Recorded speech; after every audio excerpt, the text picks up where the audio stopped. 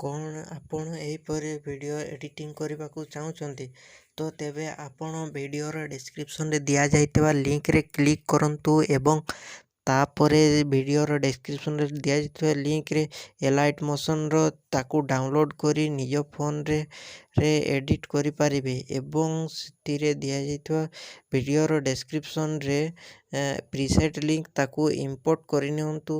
ତାପରେ ସେଥିରେ ଆପଣ ଯାହା କିଛି ଚେଞ୍ଜ କରିବାକୁ ଚାହୁଁଛନ୍ତି ତାହା ଚେଞ୍ଜ କରିପାରିବେ ଏବଂ ନ ଚେଞ୍ଜ କରି ମଧ୍ୟ ଆପଣ ତାକୁ ସିଧା ଡାଉନଲୋଡ଼୍ କରିପାରିବେ। ଯଦି ଭିଡ଼ିଓଟି ଭଲ ଲାଗିଥାଏ ଚ୍ୟାନେଲଟିକୁ ସବସ୍କ୍ରାଇବ୍ ଆଣ୍ଡ ଭିଡ଼ିଓଟିକୁ ଲାଇକ୍ କରିନିଅନ୍ତୁ।